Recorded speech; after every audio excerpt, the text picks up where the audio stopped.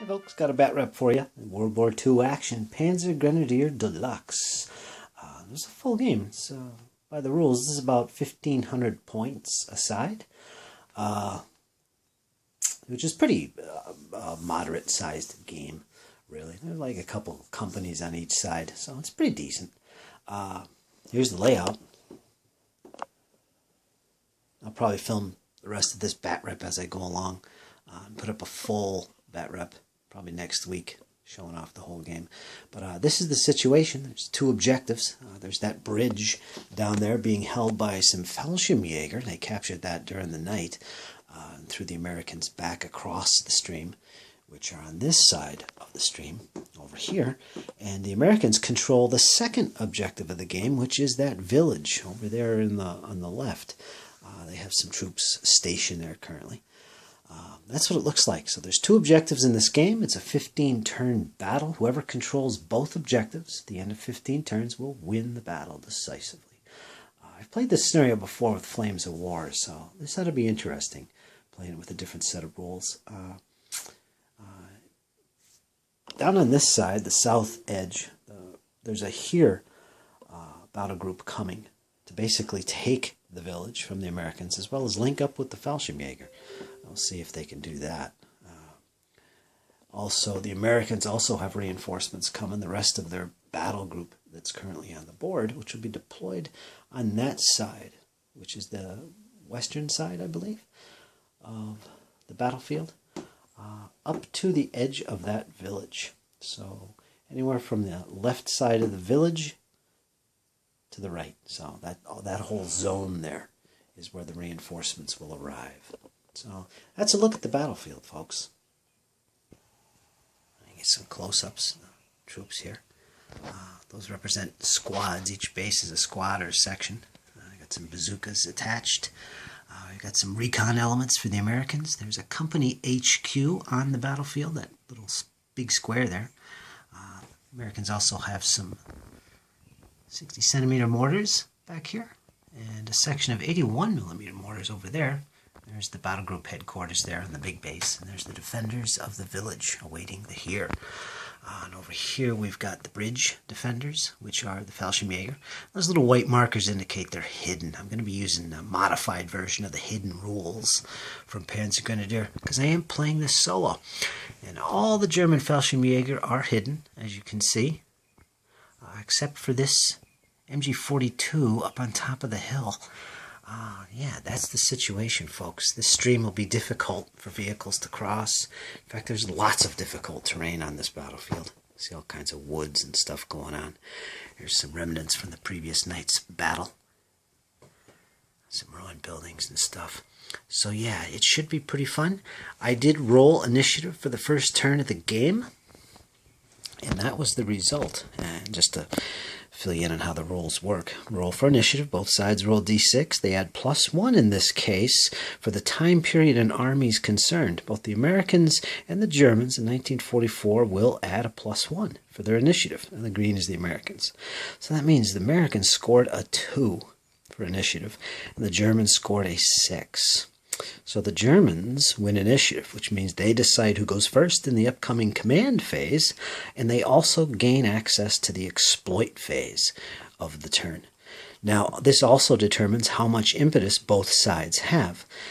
You add to your totals for initiative +1 for every company you have. In this case, I'm only counting companies on the battlefield, not off-board as reserves. So both sides have one company on the battlefield, so that's +1 each. So they'll get a 7. Germans will get a 7, and the Americans will get a 3. And that's how much impetus points both sides will have to spend during the turn.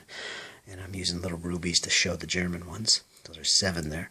And the Americans have 3, which I'm showing over there. So looks like the Germans got a big boost there. So the Germans will be bringing on some troops, I am sure, to try and take that village and reinforce the Fallschirmjäger. And the Americans only have 3 impetus to respond with. So next up is to decide if the Germans are going to go first, or if they're going to force the Americans to go first. Probably the Germans will go first, I think.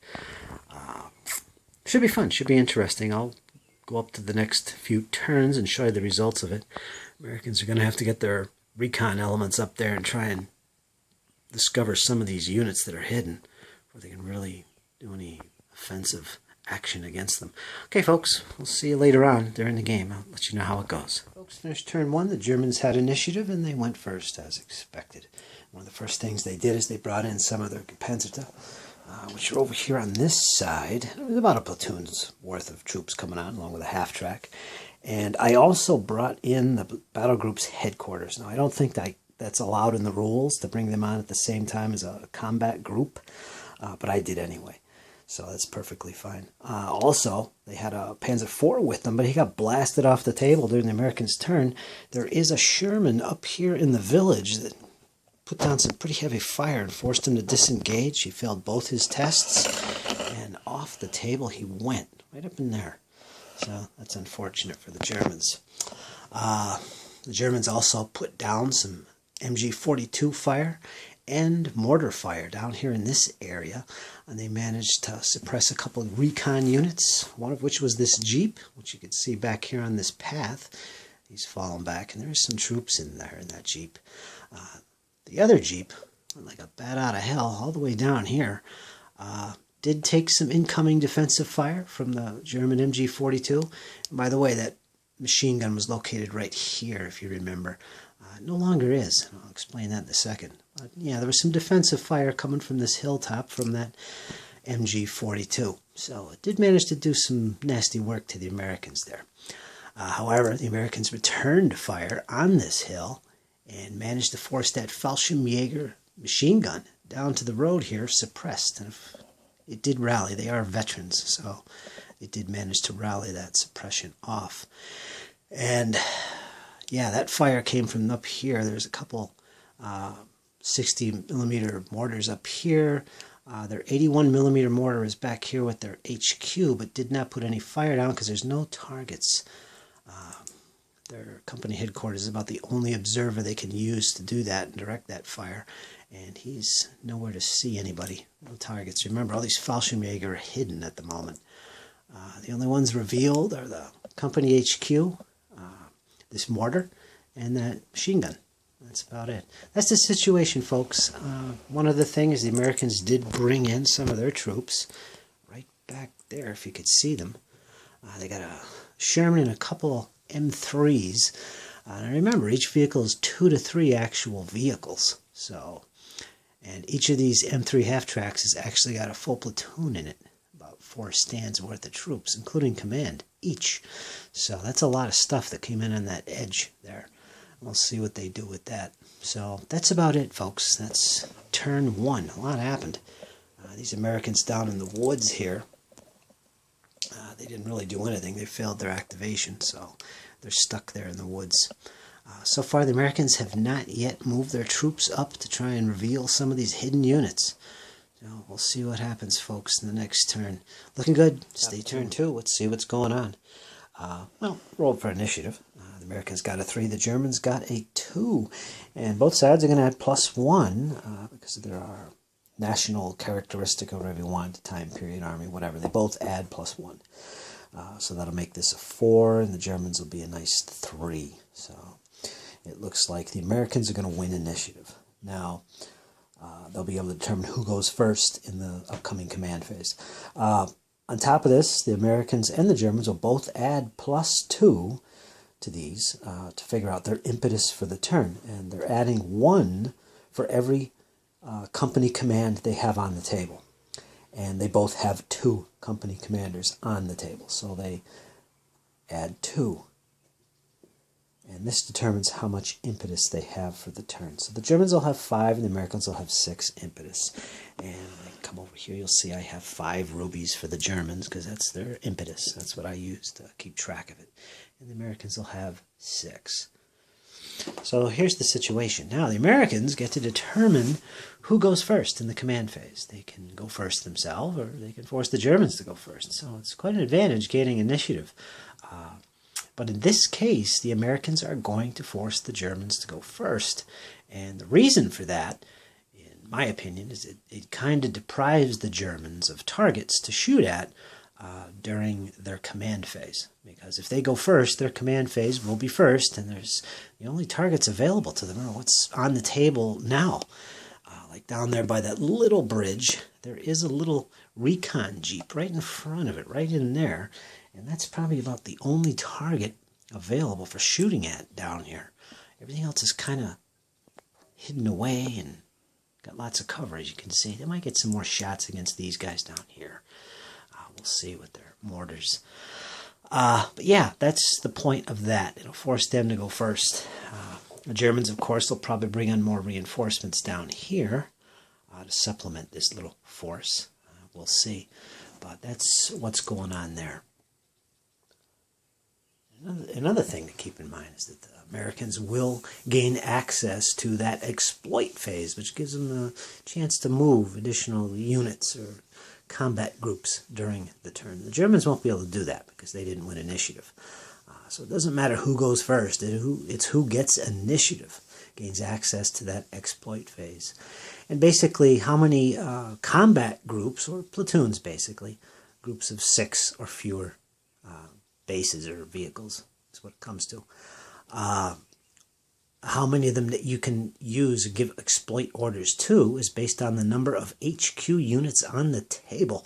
That includes the battle group HQ as well. So for the Americans, they have their battle group HQ, which is up there. It's on the table. That's 1. Plus they have 2 company commanders, if you remember. So it's a total of 3. They'll be able to automatically activate 3 combat groups and take extra movement with them, really. And there's no defensive fire against them either. So it's quite potent, that exploit phase. I do like it. So, okay, let's get into this. Let's get into turn 2 and see what happens. That finished turn 2. As expected, the Americans forced the Germans to go first. And, of course, the Germans had no targets to open up on unless they come out of their hidden status. As you can remember, all these Fallschirmjäger are hidden down there. So they would have to come out of that if they wanted to open fire and have some targets. There wasn't any.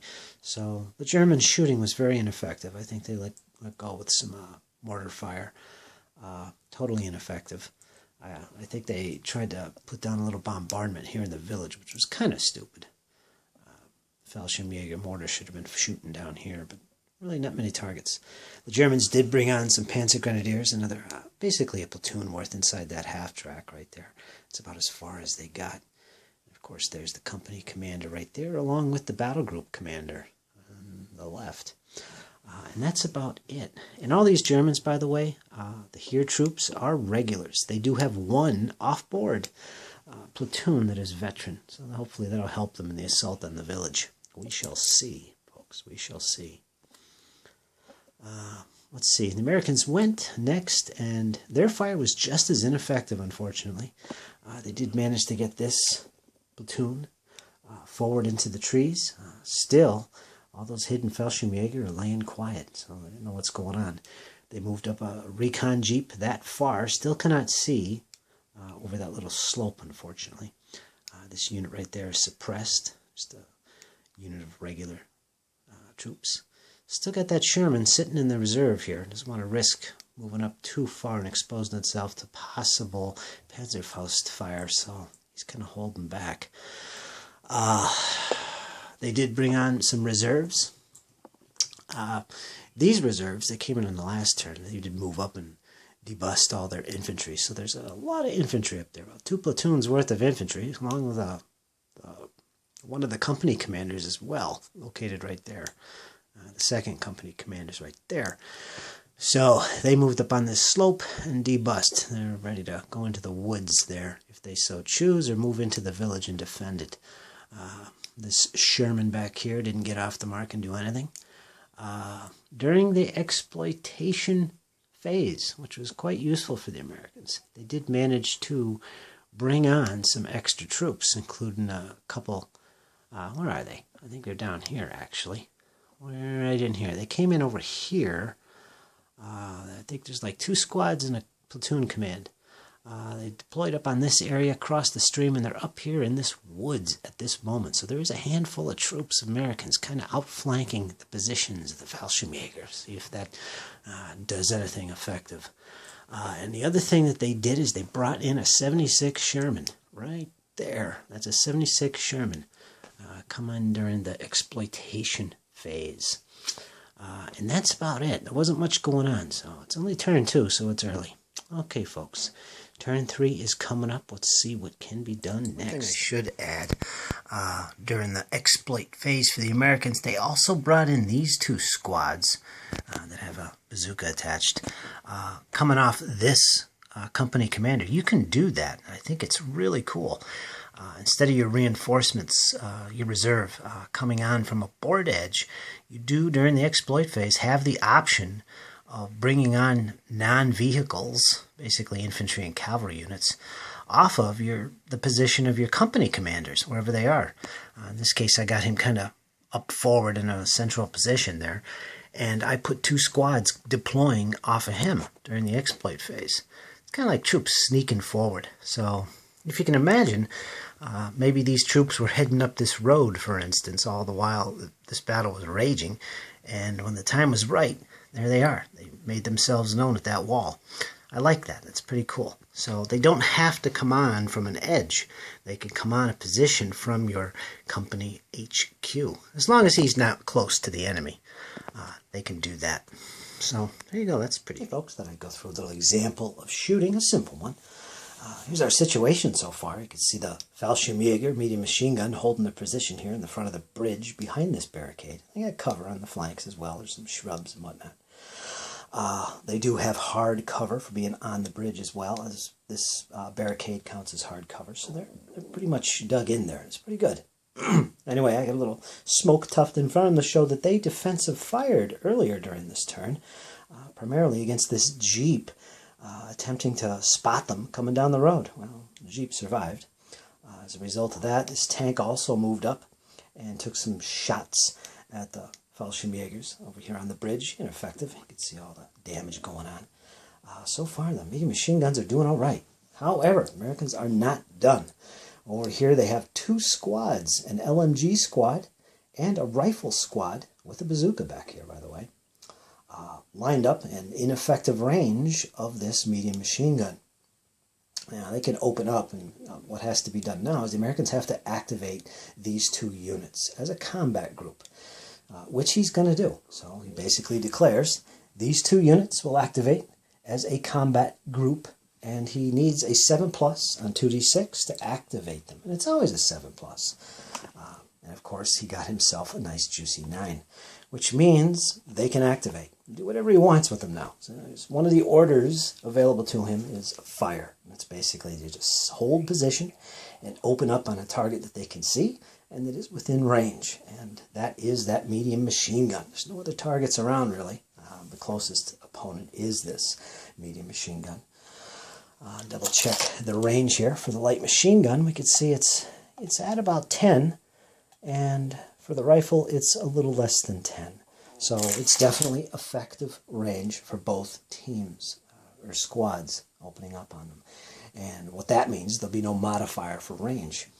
I can tell you right off the bat also, there will be a -2 to hit for both of those units because this unit does have cover. And that line of sight passes through this wall down here. So they're going to have cover, hard cover. And that's going to amount to a -2. Now I'll show you some of the modifiers here, just to give you some idea.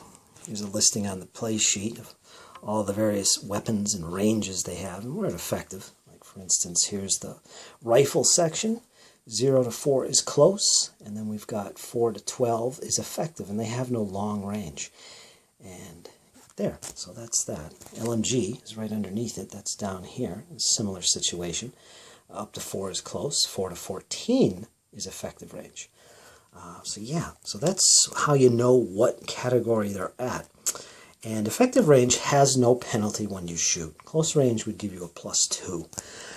Down below that, we have a list of modifiers, which are used by vehicles and anything that's shooting. They go through these 9 modifiers. And the last one is for defensive fire, so that one will be ignored.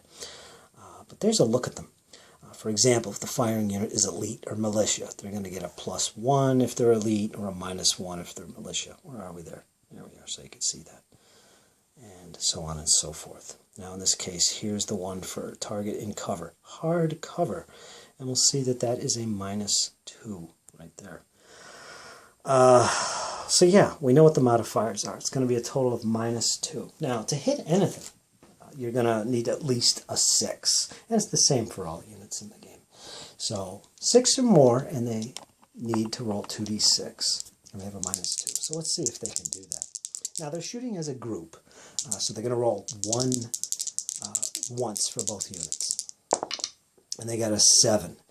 They need at least a 6. Now, the hard cover would take this down to 5, which would be no effect. So they wouldn't actually hit. So what I'm going to do is I'm going to flip that to something more useful here. You guys didn't see that. I didn't do that. But anyway, yeah. The roll was a 10. Now, we -2 from that. And that'll be an 8. So with an 8 and needing at least a 6, they are going to hit. Now, the results you get is important because this will be used to determine the results. The higher you roll, the better, the more effective it is. So one other thing to look at here will be the number of stands. Each stand represents when you're trying to figure out how much damage something does. And what I mean is that, well, you'd think that one rifle squad counts as one rifle squad. And it does. One stand equals one stand for resolving the effect. Light machine guns, to reflect their more devastating firepower, increased firepower rate, count as 2 stands when you're resolving the effect of a hit. So, in other words, these 2 units firing together will add what they represent. In this case, 2 for the LMG, 1 for the rifle. Total them, it's 3. So they'll count as 3 stands when you're resolving the effect of the hits. They hit, so they're going to count as 3 stands instead of 2. That's how that works. So our result was 8. We go to our effects chart, which is somewhere here. There it is. Let me get the right chart out. You can see what I'm talking about here. What you do is you look up the number of stands that's being represented here in terms of results, which is 3 stands, the 3 sections it's called, squads, however you want to say it. And you reference it with the die that was rolled to hit. In this case, it was 8. So if we look at that result, we get a disengage times 1 plus a suppression times 1. Now these are names of tests to figure out what happens to the target. So there's a disengage test and there's a suppression test that have to be distributed to the targets. Now when you shoot, you can the first target you choose, it's called the main target. That's the first one that takes the effect. So that first main target would take the disengage test. Any further targets, and it's any target unit within 4 inches of the main one, can also be hit. They would be distributed, whatever results follow this. And in this case, everything is on the medium machine gun. There is no other squads in 4 inches of him. So he would have to make both tests in this case, a disengage and a suppression test. It's pretty deadly. So let's take the tests and see what happens to these Germans. The first thing we want the German medium machine gun to do is to take their disengage test. And again, if we look at the charts here, we'll look that up. Disengage test is right here. They're going to roll their dice for the test, apply any modifiers. There's not many. They're all at the top here. Like if they're elite, they get a +1. If they're militia, they get a -1. And then just reference the result. So we're going to do a disengage test first. And cross-reference it with the result. There's no modifiers here. Now, the Fallschirmjäger are veterans, but there's no modifier for that. So let's see what happens. Higher the better. They get a 6. So let's look and see what a 6 gives us on this little morale test. 6 is located right here, 5 to 7, and we reference that with the type of test. Disengage test. The result is disengage. All right, so the effects of this have to be applied immediately. So let's go back to our situation here on the bridge. This unit, to disengage, has to fall back away from the enemy. It can't move closer, but it has to fall back 6 inches away from the enemy. Now, it doesn't have to if it's already in cover, but it has to fall back at least 1 inch. So we're going to do that. We're going to pull him back off the bridge. Well, he's going to stay on the bridge. I'm going to pull him back from the barricades at least 1 inch because I do have cover. So we're going to put him right there. And he would be considered suppressed. give him a little marker here, if I can find one, show that he is now suppressed. Now, he still has to take another test. He has to make a suppression test now, if you remember. So let's go to the dice tray here and make that roll. And it's done the same way. Higher the better. Ooh, nice 10. And let's go see what the results of that morale test are. Again, same thing. There's no modifiers. 10 plus under suppression test. That's the first row here. Is obey orders. Okay, so they're cool. That fire there didn't really hurt them that much. So there you go. They disengaged. In this case, because they're in cover, they just fell back a little bit.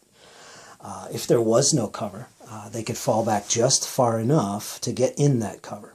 Within 6 inches. If there's no cover at all, they have to fall back the full 6 inches. That's how that works. So there you go, folks. That's an example.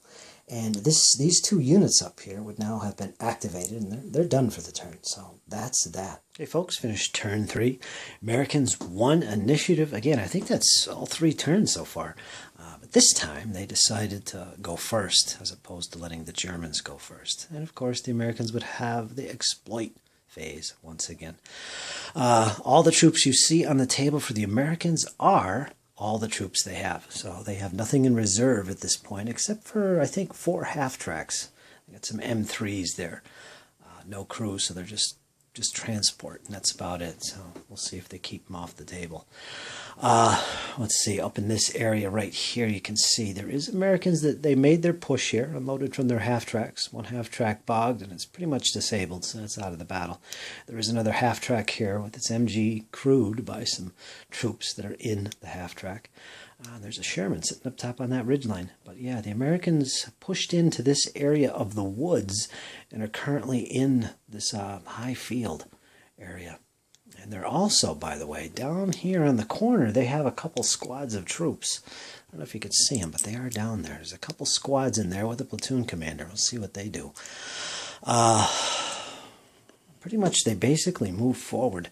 I know the Germans did reply with what they could. They did run out of impetus pretty early, and their turn ended kind of sooner than they expected. They did manage to put a bombardment down, some off-board artillery, battalion support artillery, came down in this area, and they did manage to suppress a few units. Did nothing to the Sherman, but they did suppress some units, and most of them are now rallied. I think there's 2 units suppressed currently, including that half-track, which is right there. That's about it. And they've also pushed ahead with their infantry here as well. So they got a lot of infantry along this line. Putting down fire on the bridge, of course. This Fallschirmjäger medium machine gun is holding its own. These Fallschirmjäger in the woods down here were revealed, and there was a 81mm mortar bombardment called in. 1 unit of Fallschirmjäger bit the dust. They took off. They couldn't take it. They were in the middle there somewhere, but they left. The rest still remain. The Americans have also pushed out of the woods from this area. They are now up in here. They got their infantry moving forward, kind of exposed, but I'm sure they're hunkering down. See what happens in the next turn. Got a Jeep right here, a recon. Took some incoming defensive fire from the MG up here. It survived. Currently, there's more American infantry in front of that Jeep. I don't know if you could see that, but they are there. Kind of exposed, but they're there. Got some support from another Sherman, putting down some fire on the bridge. Relatively ineffective. Of course, there's a company commander HQ right there who's been calling down some mortar support. Somewhat effective. As for the Germans, like I said, they didn't really get a chance to do a hell of a lot. Their impetus ran out fairly early. They did manage to bring on 2 more sections of Panzer IVs this time, and they're kind of up on this sloped area. One thing interesting here is that the Americans, if you look over there, you'll see right on the flank of the village, there are 2 Shermans, a 76 and a 75. They did come out as far as this area here, took some fire, put down some fire on these infantry, suppressing them, pushing them back a little bit, and also did some defensive fire on these troops over here entering the board. Relatively ineffective. This unit here is suppressed. As soon as these Panzer IVs come on, they hightailed it back into the village. So they're now back where they started. They're hiding behind some bushes, basically, so they do have cover. That's about it for this side. The Germans did move up their battalion battle group headquarters up into this field. They have a half-track on this road, ready to put down some MG fire. Could not see this unit up here, which is suppressed, by the way. So that's the situation, folks. That's what it looks like. It is turn 3. There's a long way to go yet. So far, I don't know. The Americans are putting a lot of stuff on the board. I mean, that is a lot of infantry coming along in this area. It looks like they're really pushing for that bridge and almost completely ignoring defending this village. They got the 2 Shermans and 2 squads of infantry. That's really about it. And they got no more troops to bring on from reserve at this point. The Germans do. They got about 2 platoons of Panzer Grenadiers and half-tracks yet to bring on. We'll see if they do. Okay, folks, going into turn 4. Let's see what happens. So far, it is a draw. Folks, here we are, top of turn 4. Got to roll initiative. It's kind of critical, especially over here where the tanks are about to be engaged. We got the 2 Panzer IVs coming in off the top of this hill from reserve. And down here facing them is 2 Shermans, one of which is a 76. So, yeah, they're kind of facing off. So whoever gets initiative or goes first will be able to engage the other first. So it could be kind of critical, depending on how accurate these tanks are, or basically how they react. So initiative may play a big role here. So let's get to that initiative roll and see what happens. Now both sides will add +1 to their D6. High roll has an it. For the turn, ooh, the Germans get initiative. They're going to add +1 to that, so that's 5. +1 for the Americans, so that's 3. So that's the initiative. The Germans have the initiative. They will gain access to the exploit phase as well, which not only gives them a chance to do some extra moving, but bring on some reinforcements as well. For impetus totals, we had 2 because both sides have 2 company headquarters on the table and in action. So they will have, the Germans, 7 impetus, and the Americans will add 2, and they will have 5 impetus. So I'll pull out the rubies for that. So 1, 2, 3, 4, 5, 6, 7 for the Germans. Put them right there. I use them to keep track. And 6 for the Americans. I'll put them on the other side. So now I'm going to step back and take a look at this and see what I'm going to do with these sides. First, I've got to decide if the Germans are going to attack first. I'm pretty sure they will. Germans have initiative. They're going to go first, definitely. And they're definitely going to activate these tanks up here, try and take out the enemy Shermans. Probably pretty important because that's the whole reason I put them there, to try and take out the enemy armor. So the first thing they have to do is activate, and they need a 7+ to do that. Let me see if I can get this down here. All right, there you go, 7+. Use the right dice here. They get a 6 and a 10, so no problem. So they activate, no problem. I'm going to give them a fire order. Let's check the range and the cover that's involved here. Now, the first thing you do when you shoot with a group of things, you have to determine and show what target each one is firing at before you roll your dice for the effects. So this platoon commander is Panzer IV. He's shooting at the 76 Sherman behind the shrubs. He's at 19 inches. Now, this second Panzer IV, he's about 19 inches as well. He's shooting at the 75 Sherman, the one to the right. So, there, I've allocated my targets. I will now shoot, and we'll start with this guy here. Its effective range, no modifier. The only modifier is going to be for cover, which the 76 Sherman has. So, now, let's roll this. I roll my 2d6, and I'm going to have a -1 to this roll because of the cover. I hit on a 6 plus 7. -1 is 6, so I just barely got a hit, unfortunately. Okay, now what we do is we add to this, because it's anti-tank fire we're talking about here. We got to add the armor penetration of my Panzer IV. It's an L75, so it's an addition of 6. AP is 6. So I'll add 6 to this result. Let's put this here like that. And I subtract the armor of the target, which in this case is a 76 Sherman M4 from the front. There's an armor rating of 4. So that knocks this 6 down to 2. So the grand total, and this result will be taken to the effects chart, 5, 6, 7, 8. If you look at our little chart here, if you could see that, I'm getting a lot of glare. We look up 8 under the AF anti-tank row here. and it's disengage test. So the target, the 76 Sherman, has to make a disengage morale test, which is down here. We find the disengage. So there's the possible results, anything from obey orders to suppress, disengage, or disperse. For AFEs, it would be damaged and disengaged. That's the worst result that could happen. And that would be on a 4 or less. So let's roll that. He makes his 2d6 roll. And he gets a 4. Now, there's no modifiers here. These are regulars. It's not a shot from the flank or the rear. So there's no modifiers to this roll. So it's a straight up result of 4, which is, under the disengage test, this one right here. It's AFE damaged and disengage.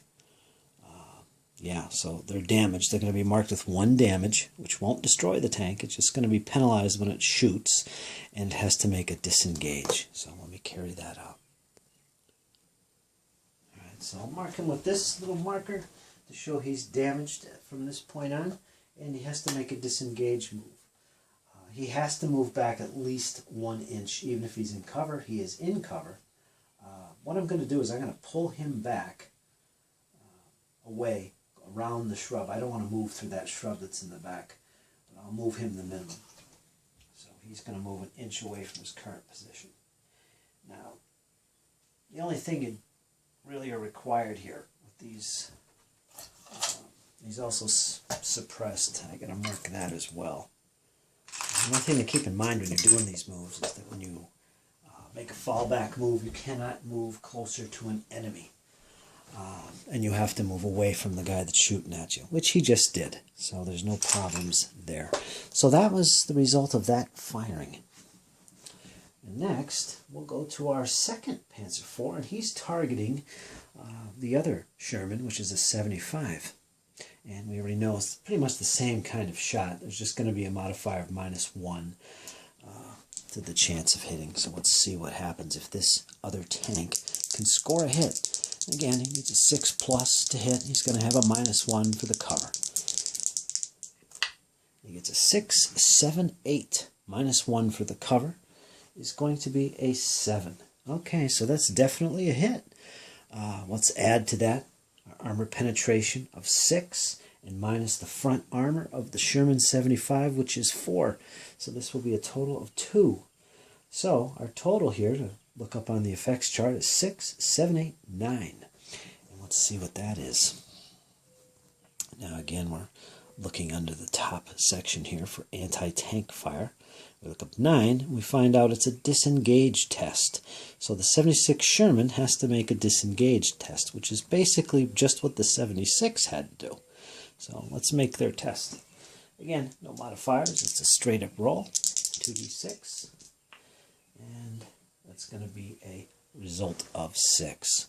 Let's look up that under the disengage test. Look up 6, it is disengage. So basically it's the same result that the 76 Sherman suffered, minus the damage. So a little less damage. And he'll disengage as well in the same way. I'll probably back him up the inch and leave him there. Yeah, that should be good. There it is. Back up a little bit here, back with the tanks. Now, what if we look at this again? The 76 Sherman was in cover. He had to disengage. What that means is it has to move 6 inches away from the enemy that shot at it. But if it's in cover, it doesn't have to. In this case, it would have to go at least an inch, and if it's still remaining in cover. Well, in this case, he wouldn't be remaining in cover because the shooters have high ground. They can see over this hedge unless he's up against it, which he was. So he can't stop there. What would actually happen is he would go as far back as he could and stop within cover. So he actually went this far with his disengage move. And he's damaged and he's also suppressed. Just to clarify that. I know I stopped him from here before, but that's not the case. This tank as well, this Sherman had the same result. If you remember, it was a disengage, and the same situation would have happened. He would have continued further than 1 inch, the minimum, and continue back as far as this position, which gave him cover. That's when they can stop. If there's no cover available, He doesn't start in cover. He has to go the full 6 inches back away from the enemy. That's how the rule works. And this is what happened here in this case. And, of course, the 75 is also suppressed, just to clarify. Okay, with all the fire there with the tanks done, it's time to look elsewhere on the battlefield to see where else the Germans can take advantage of the situation. And I think this looks pretty good. We got some American infantry moving in the open. Basically 3 squads there.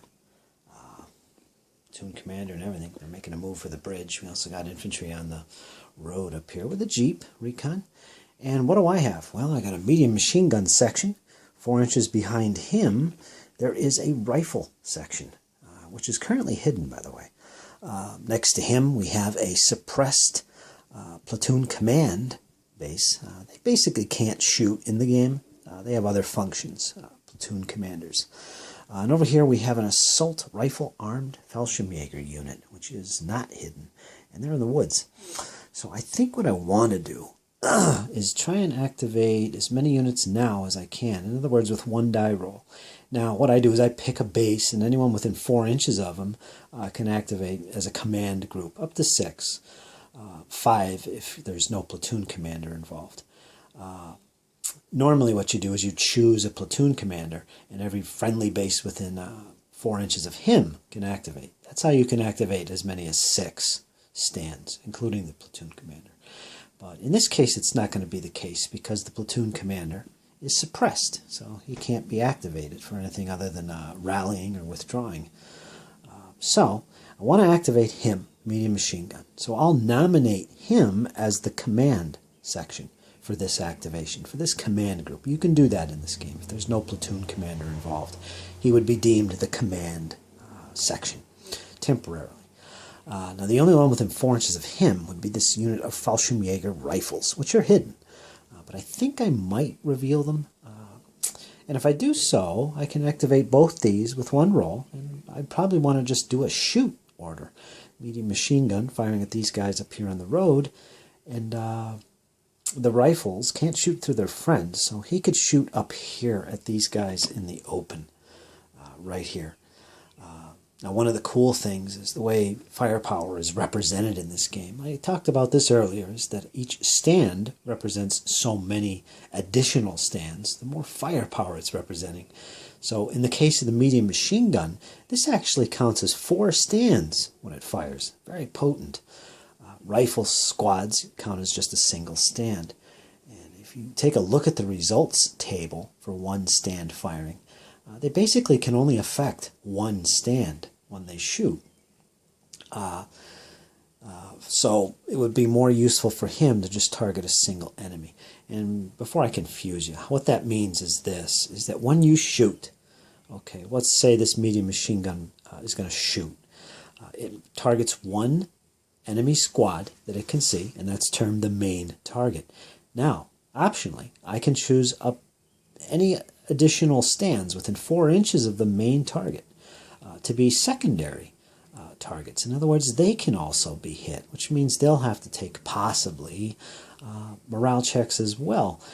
The first morale check made, whatever type it is made by the main target. Additional ones are dispersed amongst the other targets, the owning player's discretion.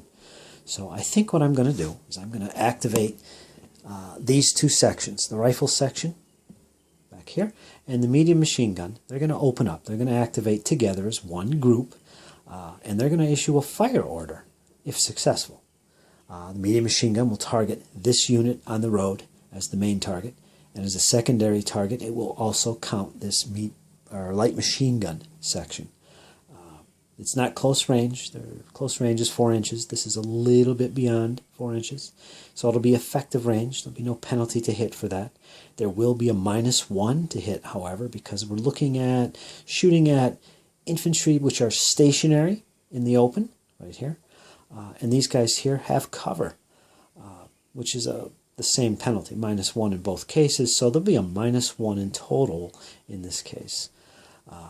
When the rifles shoot, if they also activate with the medium machine gun, they can only really affect 1 target. If you look at the results, the effects results. So I'll only pick 1 target. And that'll be this lead unit here. and their maximum range for rifles is 12 inches, close range is 4, so they are definitely at effective range, no penalty.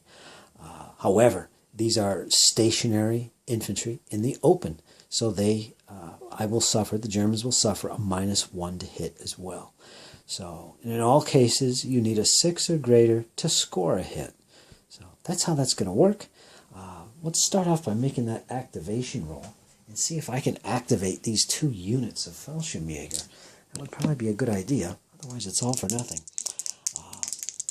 And again, it's just these 2 units. I get a 6, 7, 8, 9, 10, so no problem activating that. All right, let's activate them, and I'll show you the result. Shoot, no, that was completely ineffective. The medium machine gun opened up on these 2 squads, like I said, but they completely missed the shot. The squad of Fallschirmjäger with rifles, rifle squad, also missed their target, which was this squad here. I went on to activate the platoon commander in the woods separately. He did a rally order. He activated and rallied, so they took away his suppression, so he's good for the next turn. This squad, all by itself, activated separately, and it decided to use a fire order as well on this squad of infantry advancing up in the open here. Unfortunately, it also failed its shots, so it was a dismal shooting accuracy going on there. Anyway, the next spot to look at would be this medium machine gun up here in the woods. Now that used to be the one that was sitting up on the crest line there, doing some pretty accurate machine gun fire on the Americans. Unfortunately, it took some fire and was forced to fall back with a disengaged result after being shot at. It was suppressed and it eventually rallied. Now I got to get him back in action. So his orders are basically to hold that position on the crest line and issue some fire. And with the Americans pouring across here, I think he better get back up there. That's what I think. So, next thing I want to do is activate him. Just him. There's nobody within 4 inches of any way to form a combat group. So it's basically a combat group of 1. Roll 2d6, 7 or greater, I activate him. So it's that simple. Let's see if I can do that. And if I am successful, I will probably issue a tactical fire and maneuver order. It basically allows me to move and fire or fire and move. However, when you do fire, you suffer a -1 if you're regulars. These guys are veterans, so they don't have to suffer that penalty of -1. So they can move to the crest line and shoot without a penalty for moving and firing. Let's see, I got a 6, 7, 8, 9. It's a good activation roll. So they're going to do that. Now, the only thing I have to be cautious of is enemy defensive fire. And considering the range and the distance to the enemy, let's say the only thing I have to worry about would be that Sherman right there. I would be in effective range if I move straight up from my current position to the crest line, so I have to pay attention to that. It's very likely that Sherman will issue some defensive fire since there's really no other targets close by, and it's always good to use your defensive fire whenever you have it. Basically, your defensive fire and shooting during your command phase basically gives you 2 opportunities to shoot in the battle. So if you can defensive fire, take it. It's just a matter of when and at what target. So I'll be back, folks, and I'll show you the results of this little maneuver I got going here. All right, so that's that. He survived. He got up to the position here. He did take some defensive fire from the Sherman tank. As you can see here, there's a few explosions going on, but he did make his way right up to the hill. And he got himself in position, deployed his guns, and opened up. Now, normally when you use a fire and maneuver order, you suffer the -1 penalty if you're regulars or worse. And these guys, Fallschirmjäger, are veterans. They don't suffer that penalty. That's good. So taking advantage of that, they opened fire. Priority target was this unit up here of infantry right in front of the bridge. And these units up here as well, I decided to include as secondary targets. They're within 4 inches basically of the main target. These guys both have cover, so it's a -1 to hit. And this stand is stationary in the open, which would be a -1 to hit as well. Taken together, it's a total of -1 to hit. They made their roll, suffered the -1, they hit. Unfortunately, the results were not enough to cause any damage to these units. The result on the morale test was obey orders. So I was totally ineffective against these guys. Perhaps it was just a little clumsiness on the part of the Fallschirmjäger getting their guns in position, to be expected, really. So that was the result. I'm surprised he survived the defensive fire, but that's good with me. So, okay, folks, let's see what's next. For the Germans. I've finished turn 4. All is done. Up here on the hill, of course, if you remember the machine gun on the bridge and the one up on the hill, they withstood the enemy fire, that's for sure. Their return fire was not very effective, except for the Fallschirmjäger up here on the hill. They did rally themselves back on the hill, and they put down some really devastating machine gun fire down in this area. As you can see all the smoke clouds going on. They basically wiped out 3 squads of infantry cutting across the stream. Quite devastating. Actually, the whole turn wasn't that good for the Americans. They lost the initiative, and they also failed to activate several combat groups, so it wasn't good. In addition, over here in the woods, you can see there's a lot more Panzer Grenadiers deployed, and that's because of the exploit phase. The Germans were able to bring on, I think it was like 4 squads or so, 3 of which are veterans, Panzer Grenadiers. They deployed them up here off of the company headquarters unit, and they're able to do that in the exploit phase. It's really powerful, especially if you win the exploit phase. It's a good tactic to utilize. On this side of the battlefield, the Panzers IVs have moved up slightly. They pushed back. The Sherman tanks, you can just barely see one over there. There's a 76 Sherman there that is currently damaged from fire. The 75 Sherman, which was on its left, you can't really see it, that is suppressed currently. So that's the situation, folks. There's no other suppressed units on the tabletop at this point. They've all managed to rally. The Germans have lost 2 units so far for Breakpoint, and the Americans have lost 4. 3 squads lost during this turn. Quite devastating. One thing I am doing with this game is I am treating the Fallschirmjäger and the here reinforcements on this side as 2 separate armies. So they have 2 separate breakpoints. The Americans, on the other hand, I'm treating them as 1 battle group, 1 army basically, and there's only 1 breakpoint for them. So we'll see what effect that has on the game. Down here, the Americans they're pushing hard on the bridge, but they're not getting anywhere. The Germans are holding their ground. This group of troops here is basically stalled. They failed to move at all this turn, just did not activate. So that's the gist of turn 4, folks. I think we'll jump into turn 5 next, and stay tuned. It's getting bloody. Hey folks, we're pretty much involved in this battle report. I'm going to give you a little interlude, a little update on the strategies being used by the armies so far. And as always, it's a community battle report, so if you want to contribute some ideas or strategies, leave them in the comments. As long as this game is still going on my tabletop, you're welcome to join in. Give me some advice and see if we can give one side the advantage. Now, let's look at the Americans.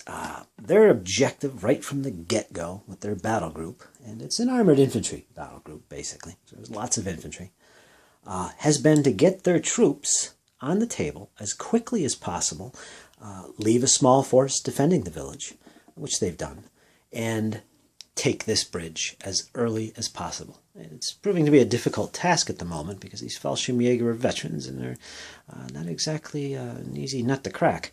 At least that's what it's showing so far. The Americans have taken a beating in this area up here, and you can see the line here of yellow chips, which shows the separation of the forces, basically, at least the frontline forces. We've got plenty of American infantry here in these areas down here. These guys got to move forward pretty soon. They're in a position to strike that bridge, so they're achieving their objective so far, although it has stalled as far as taking that bridge. The attack is supported by Shermans. There is 4 of them, I believe, an entire platoon plus of these babies.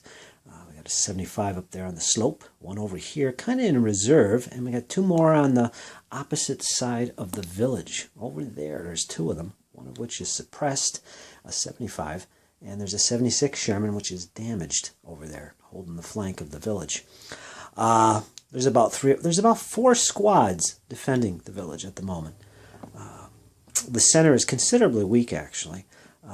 If we look at the Germans advancing into the woods here, almost unopposed, they're in a position to strike the village as well as the center of the American line.